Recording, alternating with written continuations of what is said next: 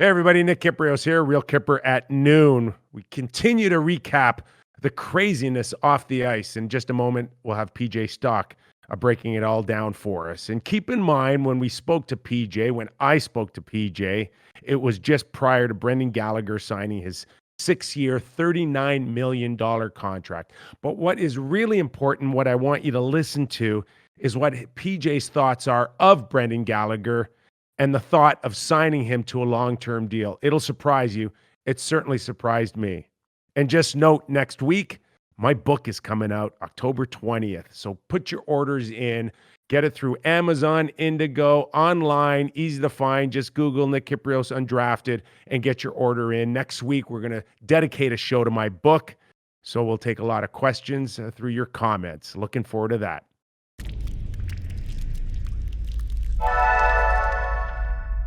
All right, we continue our off-season discussion around the National Hockey League. My next guest really needs no introduction. Just go on Google and type in the name PJ Stock and Stephen Pete and watch a fight like you've never seen one before. Early 2000s, I believe the game was called on ESPN. My good friend of the show, Darren Pang, gave it one holy jumping in the first 3 seconds of the fight. Yeah, everybody knows who I'm talking about, PJ Stock. Hey, Kyper. How are you, pal? Oh, yeah. Hey. The good old days. That's the only thing, like, you know, I feel bad. We hang around some older players as well. And they don't have so many of their highlights anymore. You know, the internet wasn't around. You know, YouTube wasn't around like it is for us anyways. So, yeah, there's been a couple of moments that have been saved that kind of get us a beer every now and then in a bar. But some of the older guys kind of missed that part of the game. My YouTube Google moment ended up me face down at Madison Square Garden in a puddle of blood. Yours ended up with a pump fist to the God and fans. Yeah, it was awesome. It was you know, Steve Levy and as you mentioned, I think it was ESPN. Yeah. The ESPN, Steve Levy and Darren Pang, two great guys that do an amazing job. And they add the fluff to it. You know, Panger gets a little excited. He's jumping around. And yeah, it was again, he even says it. He's like, they should not be going right now. I think the score was 6-3 at that time. But you and I know we shouldn't be going. And then, you know, it turns into that moment where I'm such a moron. But we go and knock on wood, everything worked out. No one really got hurt. And, oh my God. How did you not get hurt? I mean, my head hurts watching it 20 years later. Yeah, I know. So does mine. So does mine. You know what? It's hard. That's hard. One of the things that, you know, we watch your highlights, my highlights, and you know, obviously yours was much longer and greater, but I miss the way the game was played. I miss that part of the game. I miss what it was used for. Obviously, there's extremes, but I understand why it's taken out. I understand where the world is going to. Not taken out, but why it's diminished. You know, there's a lot of guys that did that type of role that are kind of struggling a little bit in life nowadays. So I miss it. I'm thankful that I was able to play a role somewhat of that style and still be, you know, happy to be part of some great teams with some great players, but still be happy and somewhat healthy in today's world where I understand why it's taken out of it, but I still really do miss it. One of the other things too, PJ, is the fact that when you watch that fight again, and I'm not here to, you know, make the whole our whole day around this video or this fight, but the connection that you had between you, the way you played, and the fans in Boston, that was like a real connection. And, you know, whether or not you believe in fighting or not, you can't deny that that type of passion brings you connected to the fans a lot more than probably most players have today. Yeah, I think every town's a little different. I was really lucky to be You know what? That town it's a real blue collar town.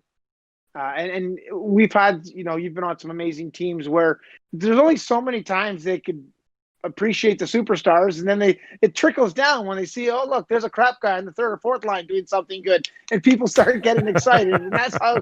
So, and mine was, I wasn't really doing much early. I got in one fight with Eric Bolton that got a little bit of, Yeah, that's another big one. A little one that got a little bit of love, and then. Well, now they start adding talk. Hey, do you see that guy in the fourth line get into a fight? And then it kind of built up. And the way I play or tried to play was I didn't have a ton of skills, so it was work ethic. It was just try as hard as I possibly could. And it was hard because some of the guys were just so damn good. Like Joe Thornton was just unbelievable. Glenn Murray could shoot the puck. We had, Don Sweeney. We had Mario Lapointe. We had Bill Guerin, Stumpy. And there's this little guy, like, it's so funny. It's almost like the movie Rudy. It's like, hey, there's Rudy out there. Go out there, Rudy. Go out there, Rudy. So it was, go out there, Rudy. It was really good. It was Boston was just a town that I had. I don't want to call it success, but I got a little bit of love from the fans, which I still miss. It was one of those great times when you're part of an amazing team, and you're on the fourth line and you're still kind of getting recognized and some love. And it came from obviously the style and some of the fights, but I miss those years. And I miss that part of the game. I still have that little bit of edge in life that, once you have it, and you stop, it doesn't really go away. So it's guys in our role are always kind of still searching for something. So it was just something that I really miss. Nick Kiprio's here with Rudy Stock, talking off-season changes. What's your favorite sports movie? Hold on, Kipper. What's your favorite sports movie? Yeah, I'm not even sure. I could put baseball in my top 3, but The Natural I really liked, and maybe the simplicity of that day and age back then.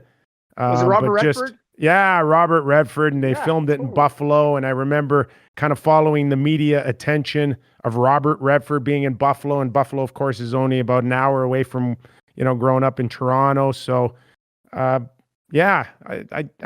like baseball. Baseball tends to make the best movies, I think. I mean, there's some good football ones, but Moneyball was awesome. Hockey's got Slapshot, we know, but outside of that, the rest of them a little cheesy. Yeah, no, there's a lot of college U.S. football ones that have some pretty cool stories. We remember the Titans. We Are Marshall. Yeah. There's a couple of great football ones. I mentioned the Rudy one. They're all college ones. I actually sat down with my kids just recently, and we all watched the Rudy. There's a lot of those movies. I don't want to put Rocky into there, but it is a boxing movie. But they all kind of have little lessons in all those sports movies. From Miracle. Just the way you can kind of learn something. And I find there's so many of those sports movies have these little underlying messages that you can, and you might not get it the first time, but you watch it. Those sports movies you can watch over and over again, and you start to appreciate them that much more. And from The Natural to The Rookie in baseball to, Moneyball to the way people speak, act, and there's some great sports movies out there with some great messages. Because 99% of this world end up trying to find ways to get through it, like me and you, man. Wayne Gretzky scored 800 goals a season from the moment he put on skates to the day he retired. Boring. Me and you getting kicked to the curb. Now that's a story. Oh man, that's kind of the fun stuff. We're talking about those moments that stand out. You brought up a bad one of yours, but getting hit was Vandenbush. But there are those, because there's those little moments, like you said. Gretz did the same thing every night: score a hat trick, and we're like, hey, he got a shift. Your friends get so excited. Hey, he's on the ice. So, hey, I wrote it down in a book. Yeah, it's coming out next week. It's called Undrafted, PJ. So nice. I talk about those different ways to get there, the ones that me and you had to take. Yeah. So I'm excited about that. And thanks, pal. So listen, I know that you're still involved. You're doing your Insta Lives, which are fun to watch. I tell people to go there and look for you with your interviews. Terrific job. You're still doing radio in Montreal, correct? Yeah, I had to. You know what? Funny. Well, just a quick one on last night. I had Matt Darsh on, and we're gonna start bouncing around this. And Matt Darsh was a buddy of mine. I do RDS in Montreal, kind of like the French TSN for those outside of Quebec. But Matt and I worked there, and now he's pretty much hockey ops with Julien Brisebois in Tampa Bay. And he was on last night. One of Matt's jobs is to overlook the whole salary cap issue. Oh boy! And it is pretty amazing to think of, just how this whole world is working. And last night it was something that he kind of threw some ideas around how the world's kind of working in this COVID times. And as you and I are about to break down a lot of the stuff that just happened, it's so weird, the world we're living in right now.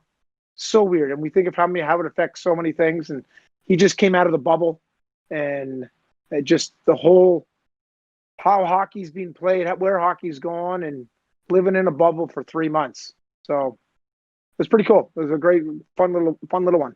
So what we do, Peach, is dust ourselves off and persevere, and find ways to get there. Yeah, 100%. Okay, so that might be an interesting start then, the Tampa Bay Lightning. What kind of insights did you have in terms of what's going on there? You just win the Stanley Cup. If you're Tyler Johnson, oh man, are you ever pissed right now that you can't even go 2-3 weeks and enjoy this moment of winning a cup? You got to worry about being put on waivers. Yeah, well, he hasn't been bought out. And the problem is so many teams are. Matt went on to talk about how great their owner is, and they spend right pretty much to the cap, but they got to sign Cirelli and Sergachev, Cernak, I think, as well as the other one. But it's hard because you look at a team.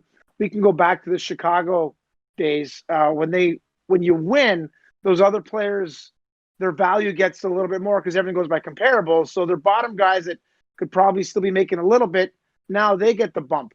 But the problem is with Tampa, there's no room for the bump. So, I think they lose Shattenkirk, who heads out to Anaheim, but they're jammed, and they're probably going to have to lose some of those core players, and which one it is. And, Point is about $5 million that they're he's on a short-term bridge contract. So north of it's 6, a hard one. Just around 6, I think. He just won the cup. And, there's rumors about Stamkos, and that'd be the team kind of, I don't want to take anything away from them, but they never really won with them, and they win without him. But he might have had, one of the most impressive, was it 2 minutes and 57 seconds and 5 shifts in a pivotal game? It's kind of, and he's your captain, and you just win the cup. And like you said, right after, while you're doing your parade on your Sea-Doos, can you tell the city of Tampa that you're potentially going to move your captain? No. So it's a jam they're in, and they're probably going to have to get rid of some of those, Nick Kyprioses and PJ Stocks that are in the depth of the organization. Killorn. To clear some space. That's going to be, unfortunately, a player that I love, but it will probably be a Killorn, a depth player who's still, not a depth player, but not your Braden Point or your Palat or your Johnson. We saw the Montreal Canadiens feel like Carolina was vulnerable with the Sebastian Aho offer sheet last summer. Is there a chance that we could see Montreal maybe try it again with a guy like Anthony Cirelli?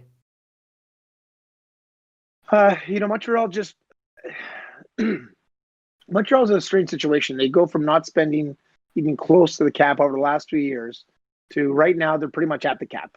And they have, the problem is with Montreal, they added Anderson, Toffoli, Edmondson, and Allen, which are great because I love them. They've been too small for too many years, and now they're a lot bigger. The one thing is they haven't really bought any goals. There's your movie reference from Moneyball. And that's kind of been their problem. They've been small and not able to score. they need to buy goals. I don't know how they're going to do it, and they're going to have a couple players that are going to be coming up with contract issues. Gallagher, Dano, and Tatar are in their last year of their contracts, and all need to be re-signed. And I'm the world of paying players for what they did before. I don't really believe in, because they were all kind of underpaid for what they did. They're just going to be asking for too much, so they got to make this huge decision of, okay, if we offer sheet someone like a Cirelli, which is you got to lose some players. Well, right now they have no space to bring in a Cirelli, but the team's not. Yeah. They've got bigger. They haven't necessarily got too much better. I love the Toffoli addition. Who knows with Anderson, but you can make your team better and jam up another team a little, and you don't even have to offer Cirelli all that much. They just have no space. Just enough to paint Tampa Bay in their corner for 7 days. That's what you need to do. Yeah, just kind of, and what do they do? And I think he was they have their nucleus and their core, but he's a young stud. Would I do it? I would have said Montreal should have done it before. Now, as they're up near the cap, unless you're going to move one of those three players, which I think they totally should, Montreal. You don't have to offer much. Tampa will not be able to match. Pretty much, Tampa will not be able to match. And then Montreal, which has an abundance of draft picks, that won't really affect Montreal, but it'll affect them with the three names that I just mentioned that they'll have to move out. So move them out to where? You got to find a buyer. I love the offer sheet. I don't understand why teams don't use it. It's like the brotherhood of general managers that meet at their meetings in Florida all the time to go golfing and have beers, and they create that friendship, that bond that, hey, we can't, I try not to swear, but you can't really cheat each other over. Let her rip on this show. Okay. You can't screw us over. You can't do that. Come on. Are you kidding me? We're buddies. You can't, the Aho deal was a joke. 8.5 for the number one center. That's not really, Carolina's going to sign him. Yeah. And he's the number one center. 10. Yeah. They needed to go 10 with that guy and believe that he was a $10 million player, which he is.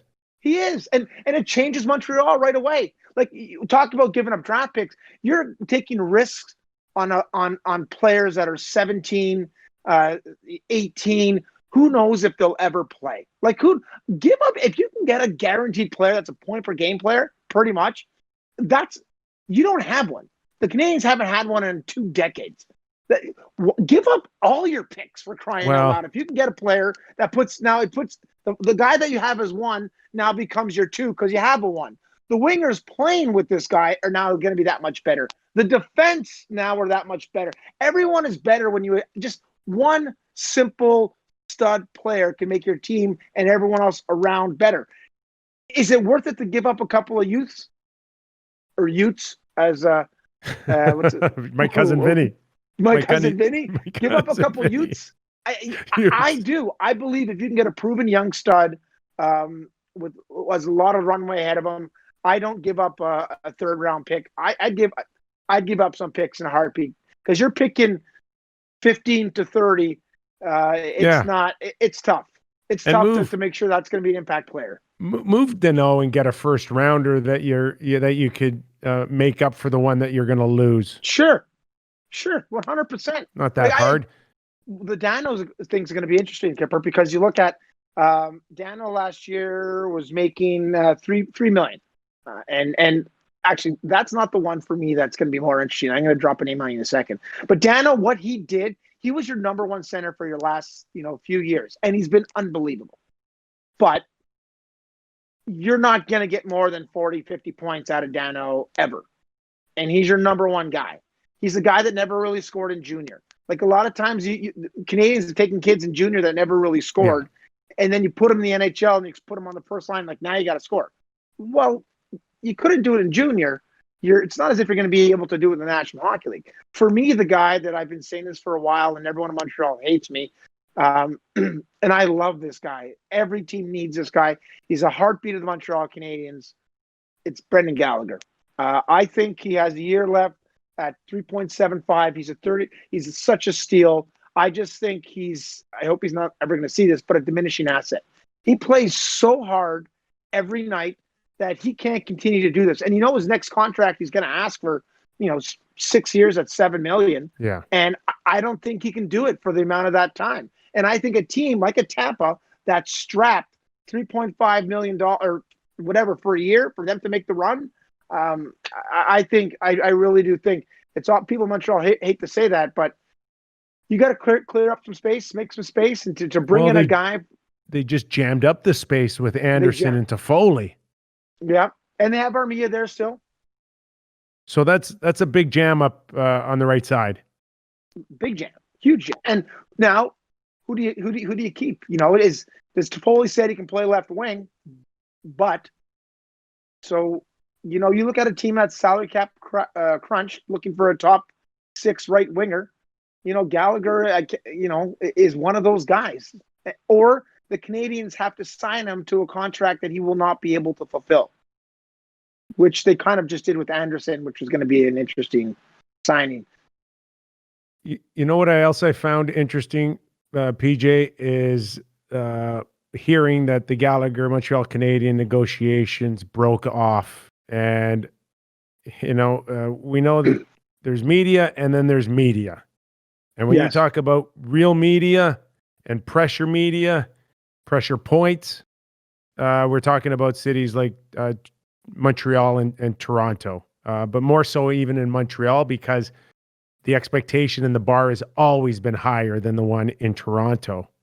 So did that even surprise you to hear how quickly either Montreal or the Gallagher camp leaked out that talks broke off? I think it was the Gallagher camp and I think the Gallagher camp also mentioned the trade talks about Anderson signing the deal. Like, it's very interesting how Gallagher got his Gallagher's sitting here waiting for a contract, and they go and sign Josh Anderson to a 7-year deal.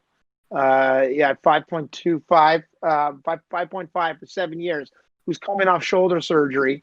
And here's Gallagher sitting there, who's done everything you can possibly ask for from the organization. And my argument is, though I've just said it before, I don't want to say it again because he's done everything for this team. But I understand the conundrum that they're in right now. What do you do? What do you do? So Gallagher's got to be frustrated. His agent has to be frustrated. But as we know, because we've gone through the crap so many times, they don't care. It's business. It's nothing but a business. So put your emotions aside and deal with it. So we got a guy like Alex Pietrangelo who made the same arguments. I've been here forever. I've done everything that's asked. And when it's time to buck up, you guys bail. We know what Pietrangelo did. You got to wonder if Gallagher's heading down that same path. He is. He definitely is. I just think, Pietrangelo has a much better argument. He's captain of your team. He's a stud defenseman. He's a top pairing D in any team, national, everything. He checks every box. My thing is, Brendan's definitely heading down that road. But there's a difference between, and this is what I said, paying me for what we did before versus what I could potentially do. And Vegas is paying him for what he's going to do long term. I don't know if Brendan will be able to do it long term. He's had, again, the way he plays at his size, he will not be able to continue to do it for 7 years. If he does, it's amazing. And congratulations to him. But there's a huge but there. And I do think, as we mentioned before, about Aho, if they bring in a player, Cirelli, it bumps people into the right position. And Brendan's been the number one right winger on this Montreal Canadiens team. And he's been great, but he's a 40 to 50 point player every year. He's your number one right winger that plays every opportunity possible. And he gets 40 to 50 points a year, all in the blue paint. So are you going to pay him $7 million? Is he the same thing as Pietrangelo? I think Pietrangelo makes your entire team better. I think Brandon has his moments. And do you not look at Vegas right now and say they lost Schmidt, but they got Pietrangelo? Do you like them more? Well, I was not impressed with Nate Schmidt's playoff run. And defensively, I think that's where they couldn't hold the fort long term. And Nate Schmidt's a good defenseman. I just don't have him necessarily as, a 2-3, Right. A 4, yes, but not a 2-3. And I think that's where it'll be interesting to see how much they lean on him in Vancouver to be Mr. Everything for $6 million a year. No question that Pietrangelo brings a different dynamic to Vegas. But let me ask you this, in terms of Pietrangelo now coming and walking into that room, and no one will ever question how good he is or what the value he could add. But it couldn't have been easy for the rest of the team to be on eggshells waiting to get traded and watching guys make huge commitments to the community, like a Nate Schmidt, who just recently signed Right. a $6 million deal, only to be moved, in an instance. That's got to be a little tough on Pietrangelo to start walking in the dressing room and saying, hey, sorry, some of your buddies lost their jobs because of my contract, but, I hope to win you over. It happens every year. You know that, and I know that. Yeah. And Kyper, it's business. No, I get it. Everything I get is it. business, and I it's know. all about the Benjamins. I remember I was in New York, and I can drop a name on you. Harry York was the fourth line center, and they sat me down and told me, "You're our fourth line center.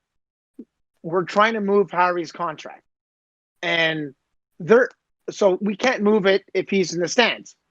And I'm like, okay, so why can't I play wing, or why can't I play anywhere else? Why am I the guy in the stands? Yeah. They were just trying to make me feel better, but whatever. At the end of the day, it's a business. It sucks. Yeah, it just sucks the life right out of you. So the guy, he's gonna go in there and he has to be the best teammate the best possible.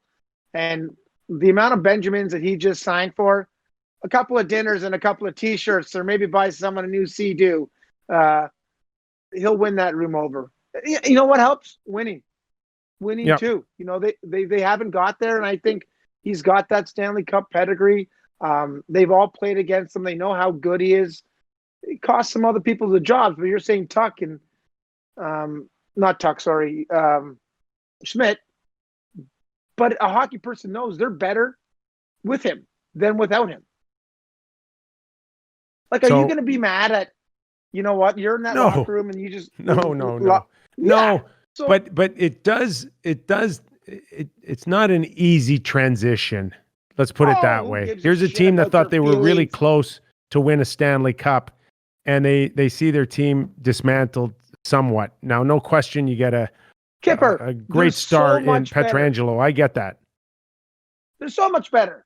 Much better.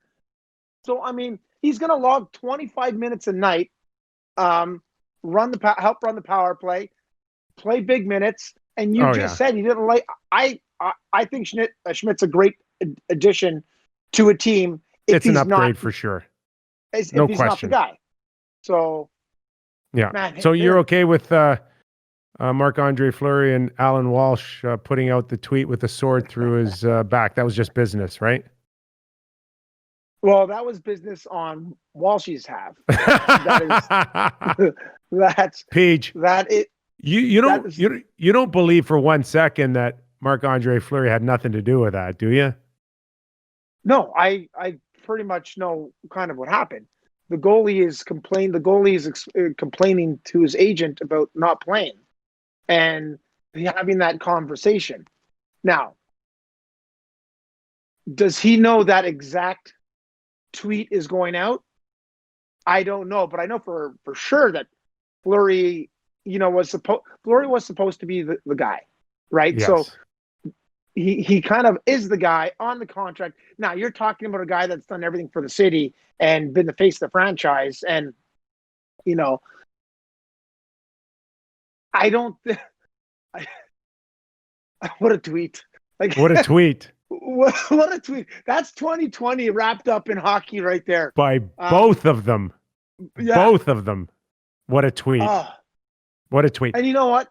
Mark said all the right things. Yes, he did. As he's done his whole career. And that's why you love him. And the guys in the room love him. And he wants to play. And he's not playing because you're talking about bringing a guy in and Pietrangelo ruffling up some feathers. How about Leonard playing all those games? Have you ever been on a team that two guys wanted the number one job and they were asked to Good question. coexist and put up a brave face when they both wanted the net badly? Jeff Hackett and Jose Theodore would have been, I think, in Montreal around 2000 would have been, they both wanted to be the guy. Neither was the guy. But that was kind of a time, I guess you could say. Not besides that,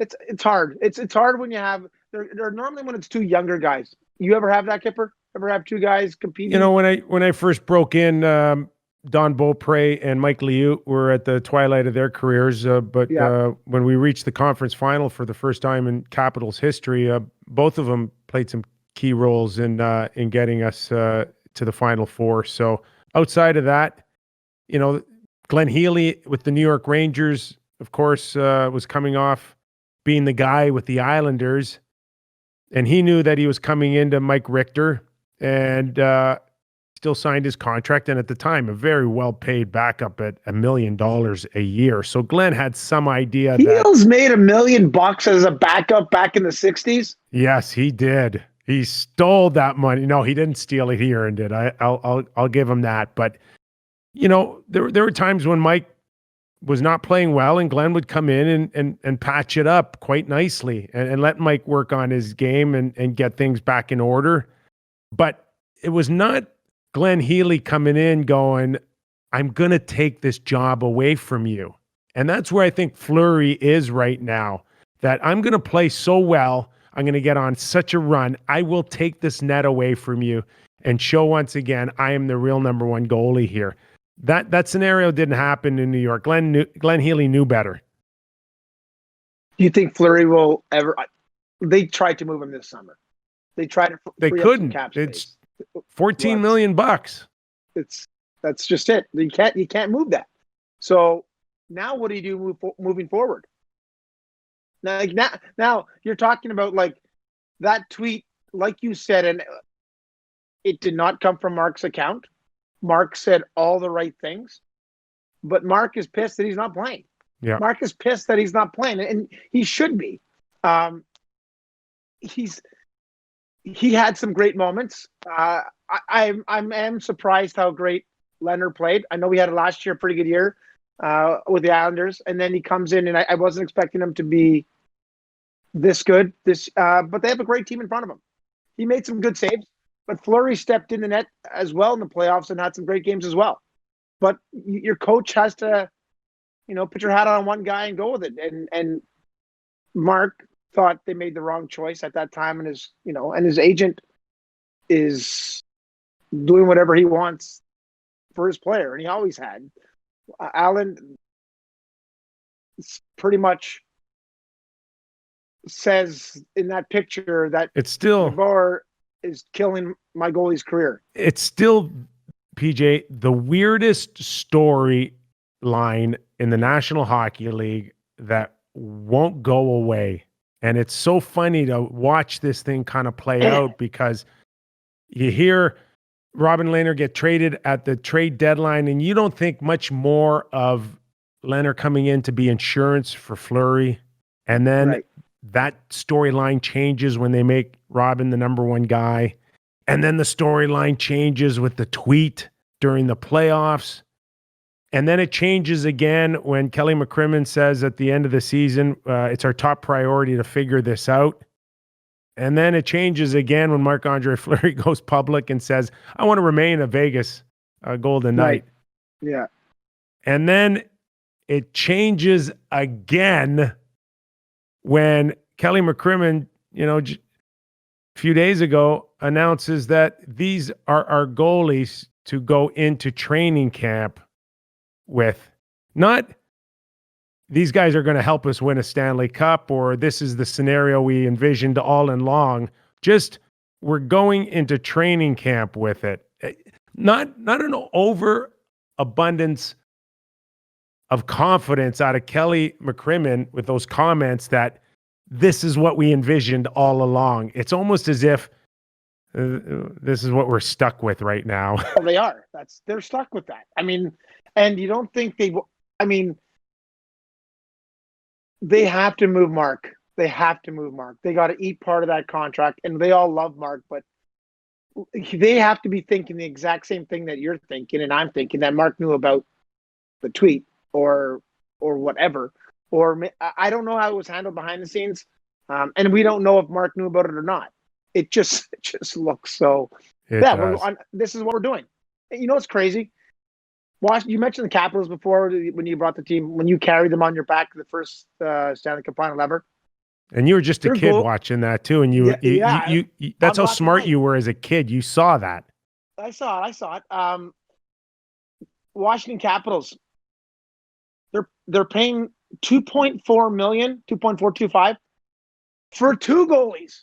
They have two goalies at a good deal. 2.425 or 2.45 as Samsonov's making his junior salary pretty much like $1 million, and they signed Henry for 1.5. Canadians are paying about $15 million for two goalies. You got the same situation in Vegas, and 12. you got the Capitals at pretty much 2.5. That's the way it's going. That's every general manager right now doesn't want to be top heavy with a number one net minor now. They like the Hudobin model. Let a $2.5-3 million goalie think he's a $10 million goalie. Well, or you could do it the way Chicago did and move your goalie out and piss off the rest of your team. Oh my God. They are sour. They're not good there. Hey? You talked about going back to what we're saying. It's a business, man. Yeah. They are not, Case Tane, Keith Seabrook. But that's a business, but it looks like bad business. Yeah. We don't, again, so much of this is behind the scenes. And one of the things is, Taves has expressed his opinions and thoughts, and they're not all great. One of the things that I just think that, and I don't know, Kipper, because like I said, back to the Rudy thing about us skating around while Gretzky was getting his hat tricks. I was never really part of a core where I was involved in any of the team's decision making. So I don't know how it works with superstars. I do know a lot of situations, but I don't know if in Chicago you bring those guys in and say, hey, we're doing this. And maybe they didn't want to do this because the guys might have said, we can't get rid of Corey, but it's a business thing. So maybe if you don't come through with the Walsh tweet down the back of someone, you kind of put it on the table and say, this is what we're going to do. But no, they make the move and the guys find out and they're not happy about it. So, but okay, let's move it along to the biggest signing according to the AAV, and that is Taylor Hall to Buffalo. Of course, every insider saw that months ago. It just ruins everything. It just ruins everything. I just think it's I can't listen. I remember Marian Hossa betting on himself. I think Paul Correa and Solani one year doing it back in the day.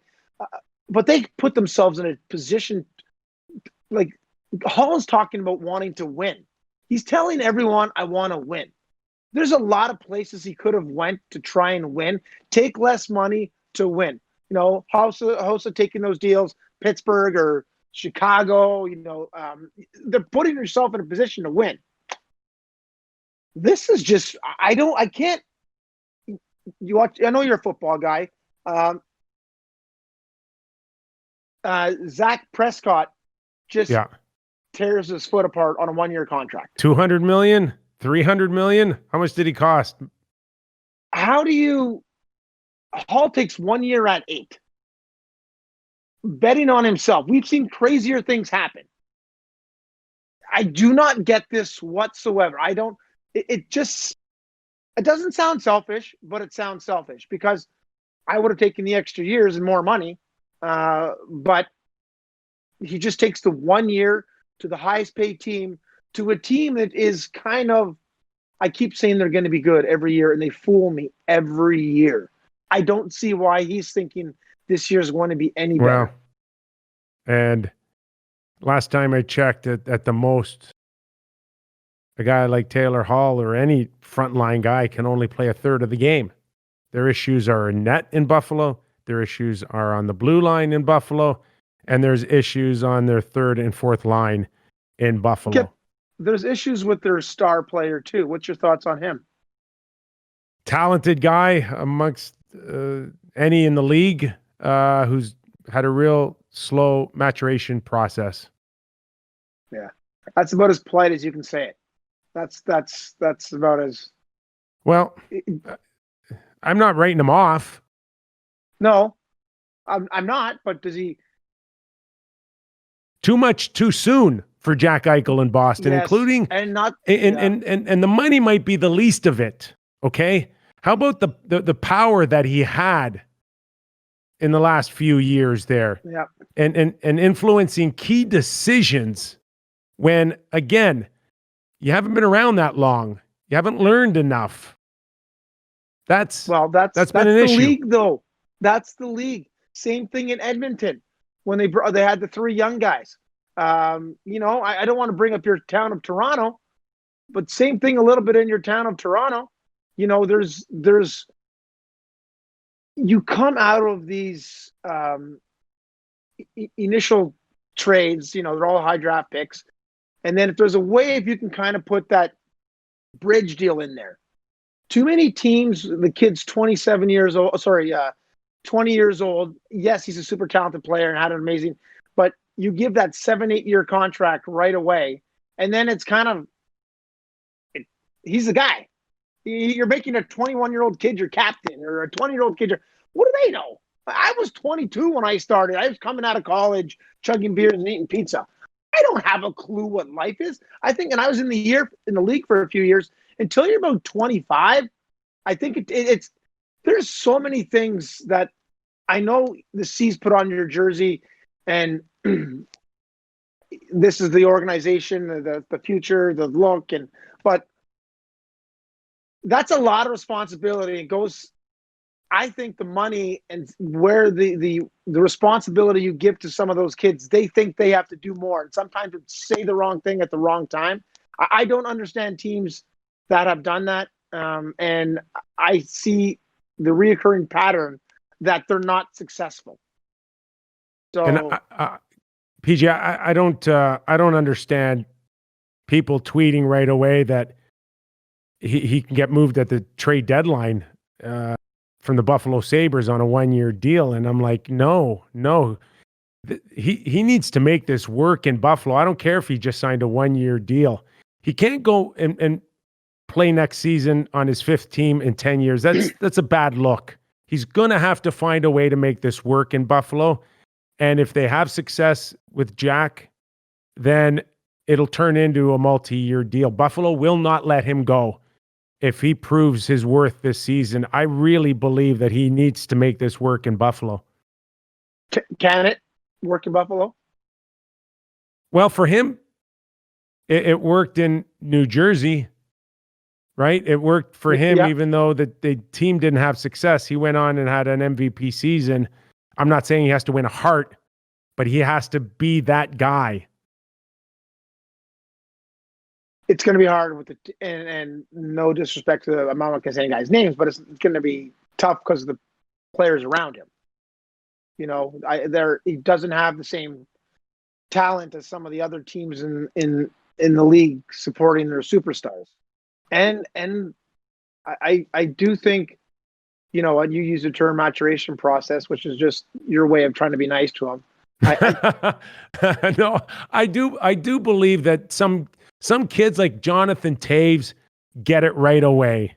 Sure. And others like Jack need a lot longer, or they never get it at all. And I don't know which one of the latter Jack Eichel is yet. Nobody knows. Super talented, crazy talented. You don't win with talent. You win with a Patrice Bergeron. You win with a Jonathan Taves. You win with the Ansi Kopitar. You don't win with just the offensive side of the game. Your compete has to be the same on the defensive side of the game. And I think that's why they struggle. I really do. That's why your leader can't take shortcuts. He does some amazing things, and you can see it. But then there's other moments where you just kick yourself, and you're like, this is where we're going. So I'm really interested to see how. And Taylor, when Taylor was on, he does it at the both sides. He does it at both rinks too, both ends. The offense is one thing, but this is going to sound cliche, but offense a lot of times comes from great defense. And it took Ovechkin a while to do it. So, and I left out of that list before. Crosby, you know, Bergeron, Marchand is brilliant at it now. Those players that play the 200-foot game, is Jack going to be that guy? Yeah. You know, so yeah. I don't know. I have a question to you. I can throw you a loop right now just to screw up your real Kyper show. and you can't use real maturation. My favorite PJ moment at Hockey Night in Canada when you dressed up as George Strombo. That one. Strombo. I love Strombo. We all love Strombo. We all love Strombo. Okay, throw me the curveball. What's your thoughts on McDavid? His maturation process. I think it's a lot more advanced than Jack Eichel's. Put it that way. Yeah. I think it might be overcooked if that's possible. I believe that this guy lives, breathes, and thinks hockey 24/7, right through the calendar year. I think at times he probably cares a little bit too much, where he tries to carry it upon his shoulders, which I'm sure he's been used to from the moment he's put on skates. But he sure could use a good sound support group around him. And outside of Leon Draisaitl, I don't see a whole heck of a lot. Do you? No, I think he's so much fun to watch. Every time he touches the puck, yeah. But you don't like. You asked me specifically about his state of mind or his maturation. No, I think. Do you see anything I don't see? I just think his game could be a lot better defensively. That's my thing. Yeah. And it's these young guys which they've been able to dominate so much at such a young age that it happens still offensively for them, but you can only get so far. You have to be able to add that other element into the game, and I still think that you have to. I want him on the ice every second. If he can play 60 minutes, you're winning every game by 8 goals, because every time he touches the puck, it's just. But he's got to work on the defensive side of the game. I don't disagree. There's no question that you want your star to be a Mr. Everything, and right now it leans towards the offense. PJ, I've said this for the last few years, and some people look at me like I got two heads. I'm like, he goes too fast. He's too fast for his own good, and he needs to slow down. And I'm not talking about those sprints for 50-50 pucks all day long. Use your speed. But in his mind, I think if he can slow the game down a little bit physically at times, then you don't get caught on the wrong side of the puck. And chances are your defensive game will go up 10-15%. That's good. Or he can compete the same way he competes to chase down those 50-50 pucks to get it back. and he does in short bursts around the puck. It's when he has to go get the puck. Once he loses it, I mean, the stopping on the puck. That's the stuff that takes, when your star player does it, I just think everyone else does it. And that's why I look at the core group in Boston, the core group in Chicago while they were successful, the core group in LA, and Pitt. But just when your star player does that, you have to do it. And everybody on the line has to do it. And everyone on the team has to do it. And I don't think the two guys, first of all, we're throwing things here, but I still think that's what Eichel and McDavid are kind of missing a little. The team will follow their greatness. It's one thing to follow it offensively. Yeah. It's another thing to follow their entire game. And if they cut corners, I think it becomes almost okay for other people to cut corners at times. Yeah. And then the great player gets frustrated seeing the other players cut corners as well. And then it leads to the two, they're never, we're talking about two of the best players in the world, and we never see them in the playoffs. Well, they do have a lot in common when it comes to their talent level and what's really, truly supported underneath them. And I'm sure Jack is dying for one Leon Draisaitl, let alone a few. But you hope that at least Taylor Hall can come in there and provide some magic. Okay, before I let you go, I want to talk a little bit about Battle of Ontario coming back a little bit with the success that we think Ottawa had at the draft table. Yeah. And Matt Murray and the Murray contract. Hey, Eugene Melnyk found some loose change in the cushions. Yeah. I don't know if it's too much money or, first of all, I like Ottawa. Another one I'm going to say is Tom Chabot on the back end, that if he, you have your stud defenseman, you have a good goalie, not a great goalie, but he's a Stanley Cup experience. You're very good, a very, very, very good goalie. And then you have a lot of young pieces. It's going to be interesting to watch them grow. And do you get a couple of veterans to help them? Because it's going to be a learning process. But man, they have some fun young guys coming up in the next few years. And you're talking about the Battle of Ontario.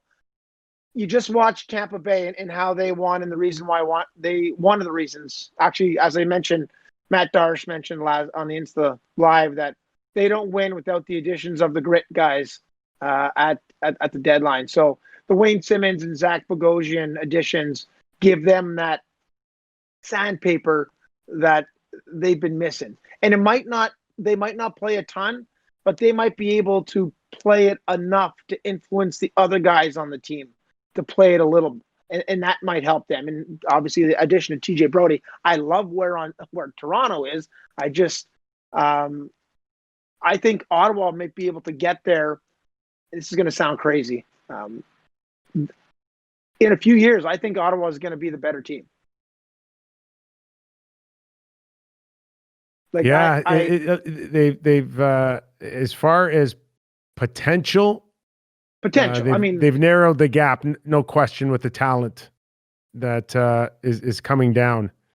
So, there's going to be until Toronto can find a way. We talked about their big boys playing a certain way. That's the exact problem in Toronto.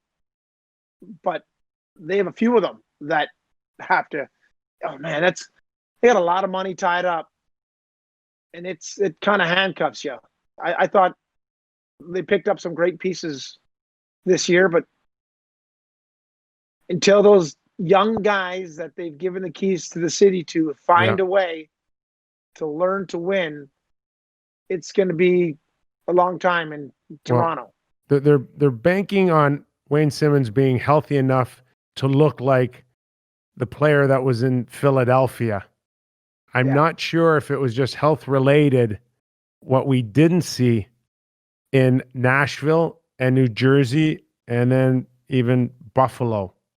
And there's no question he's going to walk in that room, PJ, and we're going to see, excuse me, a lot of respect and, players like Marner and Matthews and a few of them leaning on him and his wisdom. But the best way to carry that type of reputation and respect is to still be able to go on the ice and do it.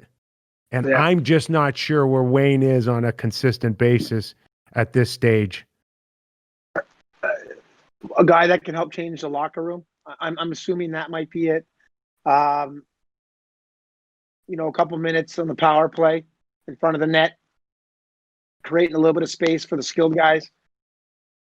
I don't know if he has the foot speed to still play in the game, as you mentioned, compared to his last couple of years. And maybe it might be easier because there's more people on the ice that are talented that you have to pay more attention to the other players.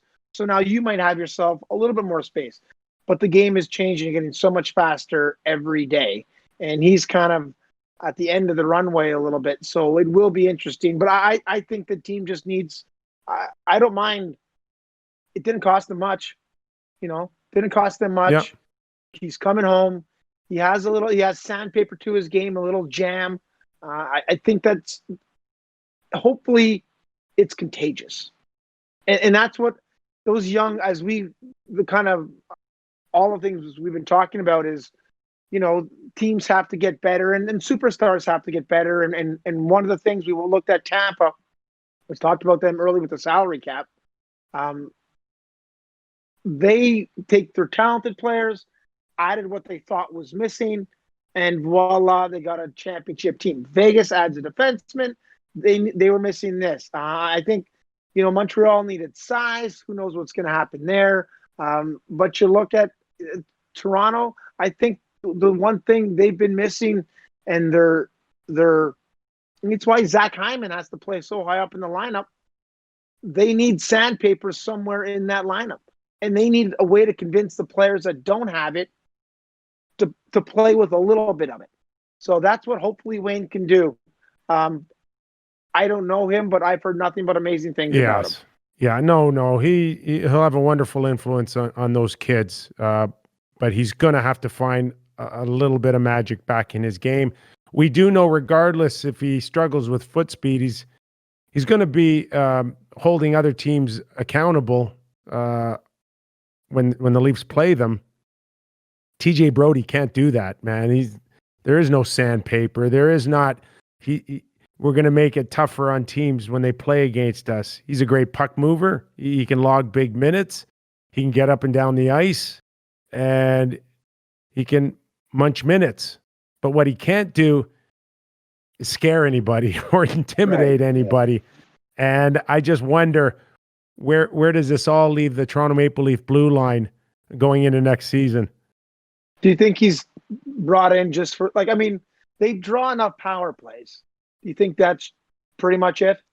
DJ's going to help the. Yeah, I'm thinking it buys you so many goals a game or so many opportunities a game. Yeah. Or I think he's also PJ, and I'm not sure if people are talking about this, but I think he's insurance for Morgan Riley not getting a long-term deal with the Leafs and moving on. I think he slides right into that $5 million slot. And if Morgan thinks he's a $6 or $7 million defenseman on his next deal, adios. TJ slides right into that spot. It is crazy what they thought they were going to be worth and what they are going to be worth in this new world that we're living in. That's every team owner is going to have. Yeah, the cap is 81.5, but owners aren't making any money right now. They're, and they have other jobs and companies that aren't making any money. Especially in the entertainment industry too. Restaurants, hotels. Everything. I wonder how many teams will have self-imposed salary caps just to get them through. MLSE Entertainment Group, and they have, that whole setup. No one's going to the games. No one's going to the restaurants. No one's in their hotels. Yeah, they're a team that has a lot of money, but the numbers for TV this year were horrendous. It's and there's no one at the games, and there's no one drinking and eating, and there's no one in the bars and buying jerseys. So I wonder how many of these players thinking they're going to be getting like a Taylor Hall, a long-term deal at the long-term money, but there's teams that just have their own inside salary cap that it was going to be 81, but now it's 75. So, a Morgan Riley who's hoping to hit the $7 million deal might have to, have a long, hard look at maybe a 3-year deal and just hopefully this world gets out of where we are today and everyone's happy and everyone's spending money and the hockey landscape changes as well. So it's a weird time. And I don't know if they can lose a Morgan Riley. I think the team's a lot different without him. TJ Brody's great, but Morgan's been there for a while, and they need more Morgan Rileys, I think. Did you ever think once that the TV hockey ratings suck because me and you are no longer there and we moved on to bigger and better things? Has that ever crossed your mind? Talking on my phone in my basement right now. Like, this is like, no, but seriously, serious question. How much have you been able to watch a lot of the sports? It's just not the same. And I don't blame anyone. Of course it's not the same, but it's better than the alternative, and that's watching the news. Yeah. I'll take it. But I thought you were going to say something that we're not on. It sucks. Everything sucks. It sucks. And people know it sucks. And people know that there is no energy coming out of that outside of what the players are able to squeeze out of themselves. And we miss that. We miss the travel days. We miss players getting re-energized going into their own crowd. How many times, how great were those early full laps just prior to puck drop in a hockey game in the playoffs? Like, that energy. Yeah. It just, there was none. The players in the league deserve, Matt Darsh was there for 3 months in a bubble. I mean, that's not seeing your wife and kids and the sacrifices. They all did amazing things. Congratulations to the league for pulling this off. NBA for doing it. They gave us something. They gave us something, right? They gave us something. Which it's just, but it's not the same because we're not on it.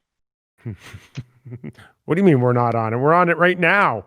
We're bringing it. We're right where we should be and need to be. Exactly. We need it back in January, and I don't know what's possible, what's not possible, what governments and borders will allow or not allowed. It's all speculation at this point. We know there's a wish list, but what they're able to do, like they've been able to do in the past, remains to be seen. Cheers. So you've gone from being 22 to eating pizza and drinking beer to today where when I need to call you or talk to you, you're drinking scotch, having a cigar by an open fire. Yeah. Isn't life great? You're the smartest out of all of us. Yeah. I eat pizza still too, but I just don't show it anymore. I just hide that. and chug the odd beer. If time permits. PJ, this has been awesome, pal. Thanks, buddy. Hey, just a quick note here. We all love you on the Battle of the Blades. Give us the latest here. What's going on? Are we going to see you back on the ice?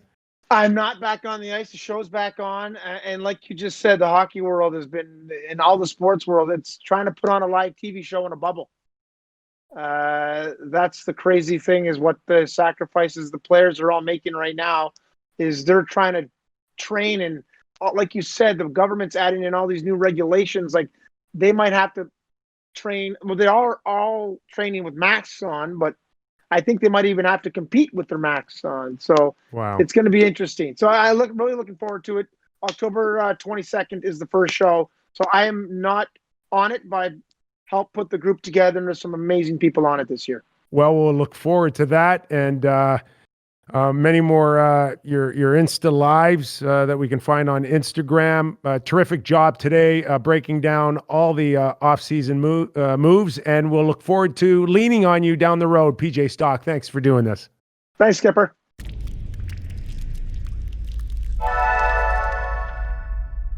All right, our thanks to PJ Stock for rounding out the news around the National Hockey League post-season. You can catch him on Instagram. His address is PJStock42, Insta Live, as he goes one-on-one with some of the bigger names in hockey as well. And make sure you tell him Real Kyper at noon sent you. Coming up next, the goaltending carousel with Vegas analyst Mike McKenna. You're not going to want to miss it. Get his thoughts on Marc-Andre Fleury staying at the Golden Knights. Thanks for watching, everybody. We'll see you next time.